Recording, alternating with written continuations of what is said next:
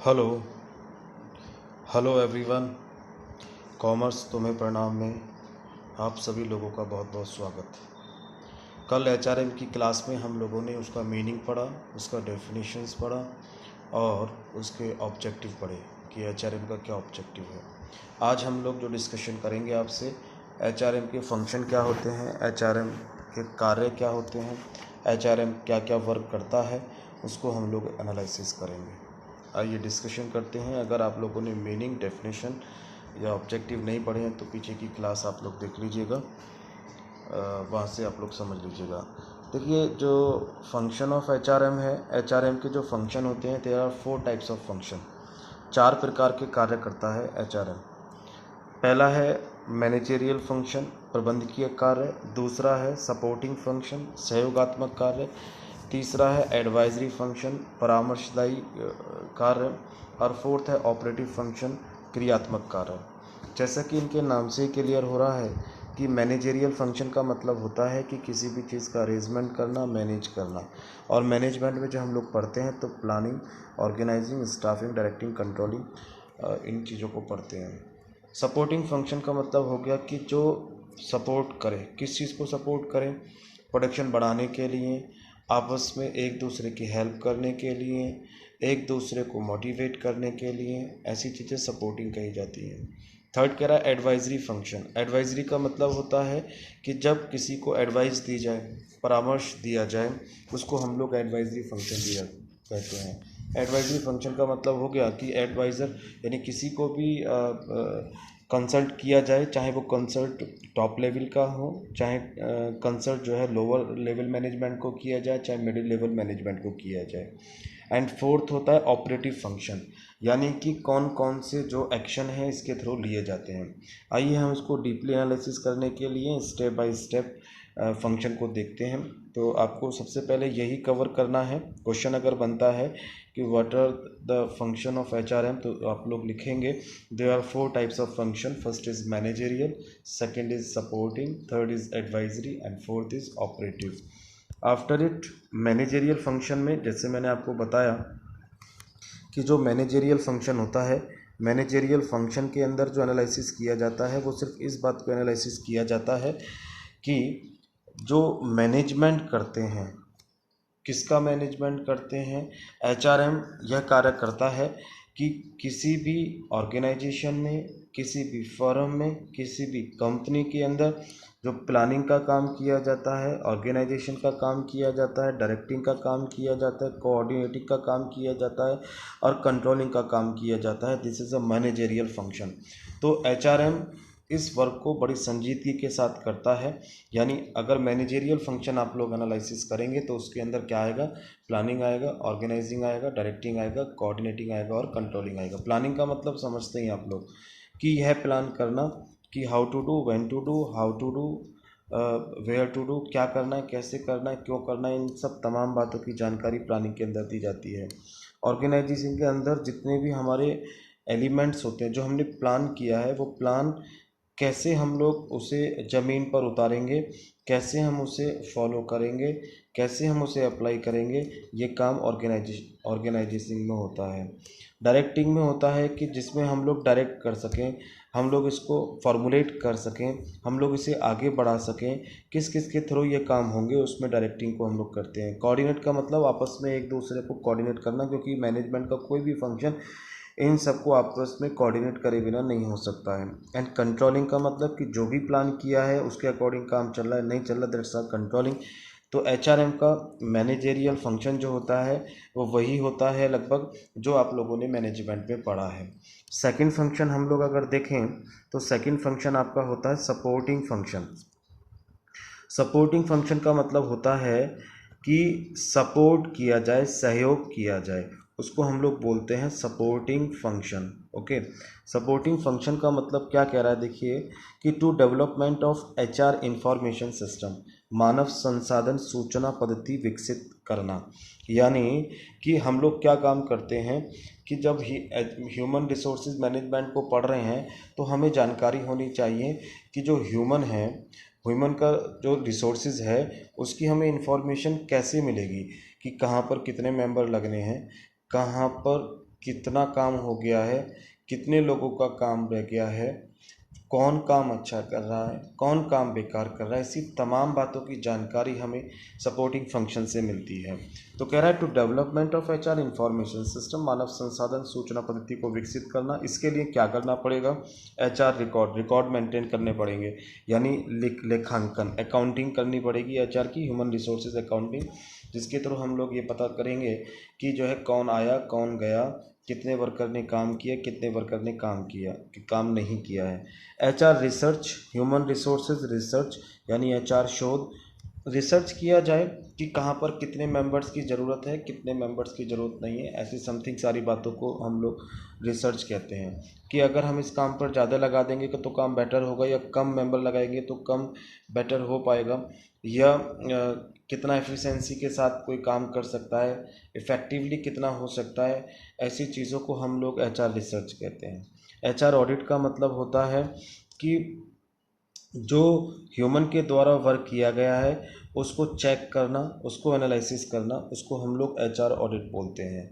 HR valuation करना कि human ने जो काम किया वो परफेक्टली है या नहीं है, उसमें इम्प्रूव करने की आवश्यकता है या नहीं है, तो वो एचआर वैल्यूशन कहलाता है। तो सेकंड, सपोर्टिंग फंक्शन में आप लोग बस ये ध्यान रखेंगे कि एचआर ह्यूमन रिसोर्सेज से इंफॉर्मेशन जो मिलती है वो सपोर्टिंग फंक्शन कहलाता है।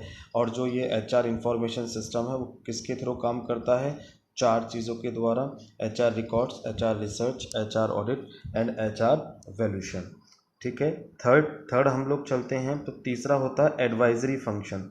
एडवाइजरी फंक्शन का मतलब जैसे नाम से ही क्लियर हो रहा है इसका, एडवाइजरी फंक्शन का मतलब हो गया कि सलाह देना। ठीक है, सलाह देना, क्योंकि अगर ढंग से हमको प्रॉपर एडवाइजरी मिलेगी किसी भी वर्कर को, किसी भी मैनेजर को, किसी भी मैनेजमेंट को, अगर प्रॉपर ढंग से प्रॉपर उसे कंसल्ट किया जाए, अच्छी जानकारी दी जाए, तो वो हर चीज़ पर बढ़िया करने का प्रयास करेगा, यानी मैक्सिमम प्रोडक्शन, मैक्सिमम आउटपुट देने का कोशिश करेगा। तो एचआरएम का भी यही काम होता है। तो एडवाइजरी फंक्शन में आता है HRM is the special department of management. HRM प्रबंध का एक विशिष्ट विभाग है ही। प्रबंध जो है एचआरएम के बिना अधूरा है, क्योंकि हम स्टाफिंग जो पढ़ते थे मैनेजमेंट में वो टोटल उसको बड़ा कर दिया गया है, वही अलग एचआरएम बन जाता है। यानी जो हम लोगों ने मैनेजमेंट में planning, organisation, directing and staffing और कंट्रोलिंग जो हमने पढ़े, तो उसमें जो स्टाफिंग होता है वही स्टाफिंग जो है यहाँ पर एचआरएम का रूप ले लेता है, उसको ही बड़ा कर दिया जाता है।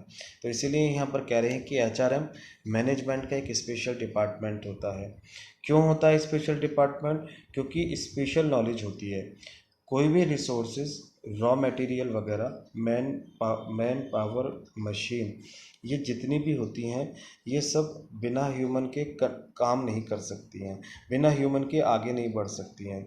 क्यों? क्योंकि इनको कंट्रोल करने के लिए, इनको चलाने के लिए, इनको आगे बढ़ाने के लिए ह्यूमन की आवश्यकता पड़ती है। और ह्यूमन एक स्पेशल नॉलेज लिए हुए होता है, स्पेसिफिक नॉलेज होती है, जिसके कारण से वह कुछ भी, किसी भी असंभव काम को संभव कर सकता है। तो इसीलिए इसको कहा जाता है सो बाई स्पेसिफिक नॉलेज, विशिष्ट ज्ञान के द्वारा। अब ये जो ज्ञान होता है, एचआरएम मैनेजमेंट का जो ज्ञान होता है, इससे हम एडवाइस दे सकते हैं। एडवाइस टू टॉप मैनेजमेंट, उच्च प्रबंधकों को सलाह दी जा सकती है। एडवाइस टू डिपार्टमेंटल्स हेड, विभागीय प्रबंधकों को सलाह दी जा सकती है। यानी कि हम लोग अगर देखें तो एडवाइजरी का मतलब सिर्फ यही निकल के आता है कि एचआरएम जो वर्क करता है इसमें वो एडवाइस देने का काम करता है, और एडवाइस वो टॉप लेवल को भी दे सकता है, एडवाइस वो डिपार्टमेंटल हेड को भी दे सकता है। ओके, तो तीसरा आपका ये हो गया। फोर्थ को अगर हम लोग एनालिसिस करें तो फोर्थ हमारा फंक्शन था ऑपरेटिव फंक्शन। ऑपरेटिव फंक्शन का मतलब होता है कि क्रियात्मक कार्य, परिचालनात्मक कार्य, यानी कि ऐसा फंक्शन जिसमें एचआरएम के थ्रू कार्य को जारी रखने का प्रयास किया जाए। ऐसा फंक्शन जिसमें ह्यूमन को सही समय पर, सही जगह पर, सही व्यक्ति को रिप्लेस किया जाए, उसको हम लोग कहते हैं ऑपरेटिव फंक्शन। ठीक है, लिखा भी है हम लोगों ने कि it's function related to right people are available at right time and right place, यानी सही व्यक्ति को सही समय पर सही जगह पर उपलब्धता कराना ही ये हमारा ऑपरेटिव फंक्शन होता है। तो ये कैसे काम करता है, इसके लिए यहाँ इसके पॉइंट बने हुए हैं, उन पॉइंट को स्टेप बाय स्टेप हम लोग पढ़ेंगे। जैसे पहला पॉइंट है इसके अंदर कि एक्विजिशंस ऑफ HR, मानव संसाधन की प्राप्ति, यानी मानव संसाधन की प्राप्ति का मतलब हो गया कि जो ह्यूमन है उस ह्यूमन का फोरकास्टिंग करना। फोरकास्टिंग का मतलब पूर्वानुमान लगाना, प्लानिंग करना कि कहाँ पर कितने लोगों की ज़रूरत है, कितने लोगों की आवश्यकता नहीं है, या आगे आगे काम जब बढ़ेगा तो कितने मेंबर की ज़रूरत पड़ेगी। ऐसी समथिंग सारी बातों की जानकारी को रखना फोरकास्टिंग कहलाता है। रिक्रूटमेंट, फिर उन जगह को फिल करना, उन जगह को भरना, उनके लिए जो बुलाए जाते हैं मेंबर्स उनको हम लोग कहते हैं रिक्रूटमेंट। उसमें से जो अच्छे अच्छे होते हैं, जो हमारी पोस्ट के लिए फिट बैठते हैं, उसको हम लोग कहते हैं सिलेक्शन। एंड फिर उनको जॉब दे दी जाती है, दैट्स कॉल्ड आर प्लेसमेंट। तो मानव संसाधन की प्राप्ति का मतलब हो गया कि उनकी प्लानिंग से करना, प्लानिंग से लेकर उनको जॉब तक लगाना, वो सारा का सारा एक्विजिशंस ऑफ HR कहलाता है। सेकंड पॉइंट पे अगर हम लोग चलें तो सेकंड पॉइंट इसका आता है development of HR। Development of HR का मतलब होता है कि मानव का विकास करना। जो भी हमारे पास मानव है, जो भी हमारे यहाँ काम करने वाली एम्प्लॉयज़ हैं, उन एम्प्लॉयज़ का डेवलपमेंट करना। डेवलपमेंट सिर्फ और सिर्फ ट्रेनिंग से ही हो सकता है, एजुकेशन से ही हो सकता है। तो उनको ट्रेनिंग देना, ट्रेनिंग जब हम दे देंगे तो वो उस काम को बेटर तरीके से सीख जाएंगे, और सीखने के बाद उनमें कॉन्फिडेंस बिल्ड होगा, जिसके कारण से वो प्रोडक्शन भी अच्छा करेंगे। मैनेजमेंट डेवलपमेंट, साथ ही मैनेजमेंट का भी डेवलपमेंट किया जाए, यानी जो डिपार्टमेंटल हेड होते हैं, डिपार्टमेंट के मैनेजर होते हैं, उनको भी डेवलपमेंट किया जाए। वो भी अगर अपना ट्रेनिंग करेंगे या अपनी नॉलेज को गेन करेंगे तो भी HR का जो फंक्शन है वो तेज़ी से वर्क कर पाएगा। ऑर्गेनाइजेशन डेवलपमेंट, देखिए दोनों के दोनों पॉइंट ये तीसरे को इफेक्ट डालेंगे ही डालेंगे। जब मैनेजमेंट डेवलप होगा, एम्प्लॉयज़ ट्रेनिंग करके डेवलप होगा, तो जो पूरी संस्था है वो डेवलप होगी ही होगी, ऑर्गेनाइजेशन डेवलपमेंट हो ही जाएगा। तो दूसरा पॉइंट आपका यह क्लियर होता है। थर्ड पॉइंट पे हम लोग चलते हैं तो कहता है अप्रीजल एंड कंपेंसेशन, मूल्यांकन एंड क्षतिपूर्ति, यानी कि जो भी एम्प्लॉयज़ हमारे यहाँ काम करने वाले हैं उनका जो है हम लोग वैल्यूएशन करें और उनको उसके बदले में सैलरी दें, उनकी प्रॉपर फीस दें। जैसे पहला पॉइंट इसमें क्या रहा है, परफॉर्मेंस अप्रीजल, यानी कार्य क्षमता का मूल्यांकन। कोई एम्प्लॉयज़ कितना वर्क कर पाता है, कोई एम्प्लॉयज़ 8 घंटे काम करता है और कितना एफिशिएंसी के साथ काम करता है, कितना इफ़ेक्टिवली काम करता है, उसको हम लोग वैल्यूड जरूर करें, उसका हम लोग मूल्यांकन जरूर करें। क्यों? क्योंकि उसके मूल्यांकन करने से हमें 2 फायदे होंगे। अगर वो अच्छा काम कर रहा है तो हमें उसे मोटिवेट करना पड़ेगा, अगर वो अच्छा काम नहीं कर रहा है तो हम उसे क्या करेंगे, उसे हम सुधारने का प्रयास करेंगे। उसकी जो भी क्वालिटी है, जो भी उसकी इंटरनल्स हैबिट्स हैं, उसको हम लोग कहीं नेगेटिविटी जो उसके अंदर आ गई है उसको बदलने की कोशिश करेंगे। इसी को हम लोग बोलते हैं परफॉर्मेंस अप्रीजल।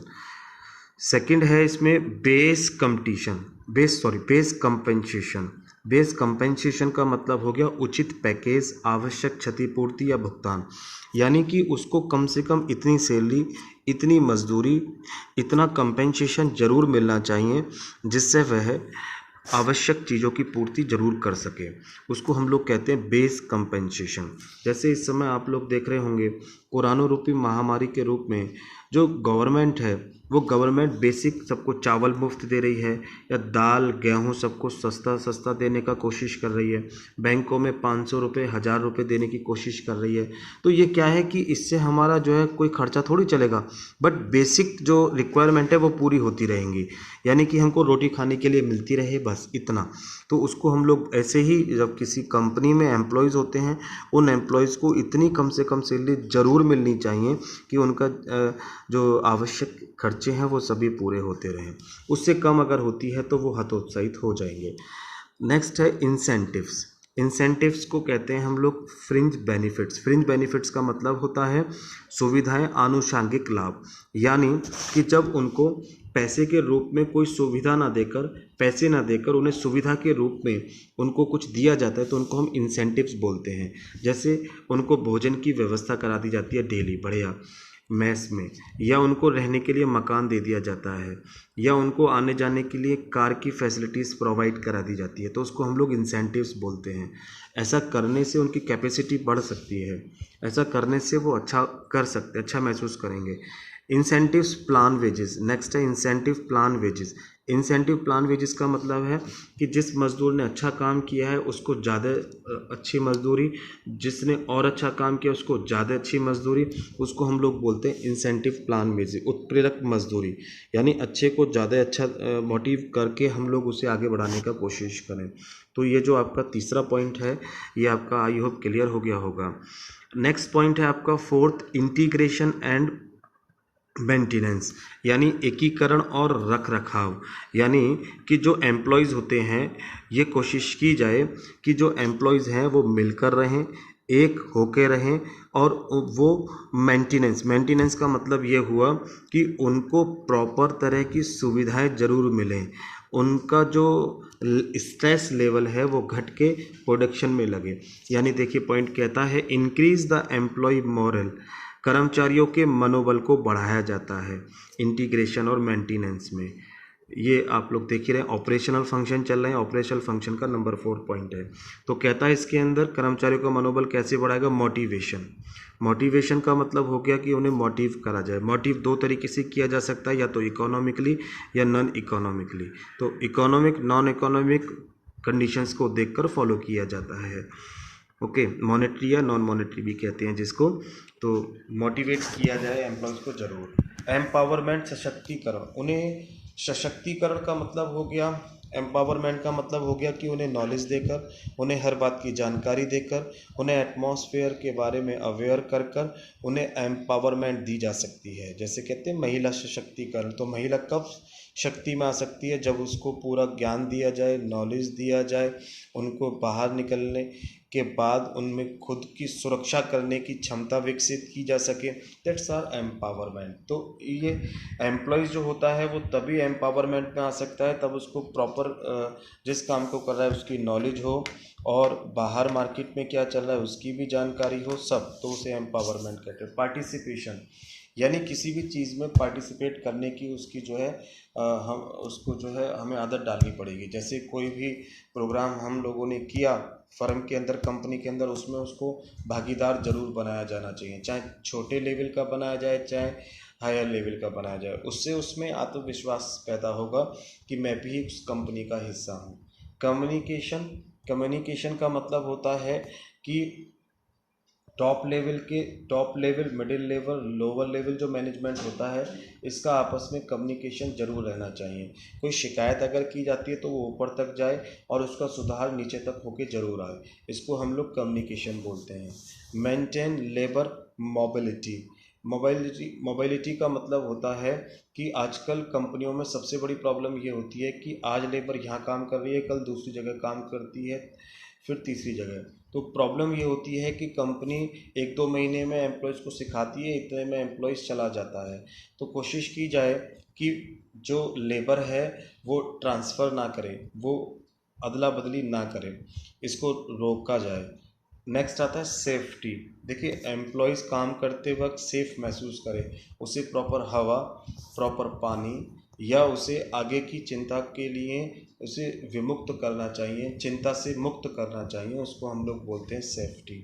हेल्थ के लिए कॉन्शियस होना चाहिए, हेल्थ के लिए उसके टीके या उससे रिलेटेड सारी बातें या उसका बीमा, इंश्योरेंस, वो सब वहाँ पर कराना चाहिए। स्ट्रेस मैनेजमेंट आजकल बहुत बड़ी प्रॉब्लम है कि सभी लोग स्ट्रेस में रहते हैं, एम्प्लॉयज़ खासकर उस पर प्रेशर रहता है, स्ट्रेस रहता है। हो सकता है घर का प्रेशर हो सकता है समाज का प्रेशर हो सकता है खुद का ही अपने ऊपर उसके पास प्रेशर हो। तो ऐसी कंडीशन में कंपनियों में अब गेम कराए जाते हैं। तो ये जो गेम कराए जाते हैं वो गेम कराने का मकसद ही सिर्फ ये है कि उनकी स्ट्रेस दूर हो, जिससे वो चिंता मुक्त होकर प्रोडक्शन को अच्छा कर सकें। तो इंटीग्रेटेड एंड मेंटेनेंस में ये बातें आई हैं, और इस तरीके से लिखने का मेरा पॉइंट बना के आपको समझाने का तरीका यही होता है कि इसको लिखने में इसको याद करने में, इसको समझने में आपको बहुत आसानी होती है। और एग्ज़ाम में अगर आप इस तरीके से लिख कर आएंगे तो आपको बहुत अच्छा मार्क्स मिलने की संभावना भी रहती है। इंडस्ट्रियल रिलेशन, आप कॉपी में भी इस तरीके से नोट करना चाहें तो कर सकते हैं। इंडस्ट्रियल रिलेशन नंबर 5 पॉइंट है औद्योगिक संबंध। देखिए औद्योगिक संबंध का मतलब क्या होता है कि मैनेजमेंट और एम्प्लॉयज़ यानी जो मालिक लोग होते हैं और जो कर्मचारी होते हैं उन दोनों के बीच में मधुर संबंध स्थापित करना। मालिक लोग ये समझते हैं कि अगर हम लोग ही कैपिटल नहीं लगाएंगे, हम लोग ही कुछ नहीं करेंगे तो एम्प्लॉयज़ बेकार हो जाएंगे, यानी वो अपने को सर्वोपरि मानते हैं। इधर एम्प्लॉयज़ ये मानते हैं कि मालिक लोग पैसा तो लगा सकते हैं बट काम करने थोड़ी आ सकते, तो हमारे बिना कोई काम नहीं हो सकता, इसलिए हम सर्वोपरि हैं। यही दोनों में जो झगड़ा है वो आगे बढ़ जाता है और इन दोनों के झगड़े से नुकसान मालिक को भी होता है, एम्प्लॉयज़ को भी होता है, और जो इंडस्ट्री चल रही होती है उस इंडस्ट्री की कैपेसिटी पर, गुडविल पर, सब पर फ़र्क पड़ता है। तो HRM का यह भी फंक्शन होता है कि वो इंडस्ट्रियल रिलेशंस को जो है मेंटेन करके चले। इसके अंदर कौन कौन से पॉइंट आते हैं इसको हम लोग पढ़ लेते हैं। जैसे कह रहा है इसके अंदर कि to establish good relation and peace between management and employees. Good relation and peace, अच्छे संबंध और शांति बनाए रखना किस किस के बीच में, मैनेजमेंट और एम्प्लॉयज़ के बीच में, ये काम होता है इंडस्ट्रियल रिलेशन का। पहला जिसमें कहता है ग्रीवेंस एंड रिड्रेसल, शिकायतों का सुधार करना। अगर कोई भी शिकायत की जाती है, एम्प्लॉयज़ ने शिकायत की है तो जिम्मेदारी बनती है ऑनर की कि उसकी प्रॉब्लम को दूर करे, या ऑनर कोई शिकायत करता है एम्प्लॉयज़ तो एम्प्लॉय भी उसको फॉलो करने की कोशिश करे। दोनों तरफ से शिकायतों का सुधार होना चाहिए तो झगड़ा समाप्त हो जाएगा, शांति बनी रहेगी। मैनेजमेंट ऑफ डिस्प्यूट्स, विवादों का प्रबंधन। कोई भी विवाद होता है तो उसको प्रबंध किया जाए। ऐसा नहीं है कि कोई भी काम बिना डिस्प्यूट के हो सकता है। कोई भी छोटे से छोटा काम हो या बड़े से बड़ा काम हो, दिक्कत उसके अंदर ज़रूर आती है।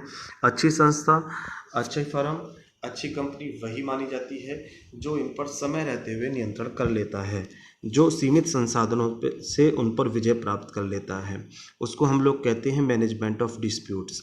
एंड मेंटेन डिसिप्लिन, अनुशासन बनाना।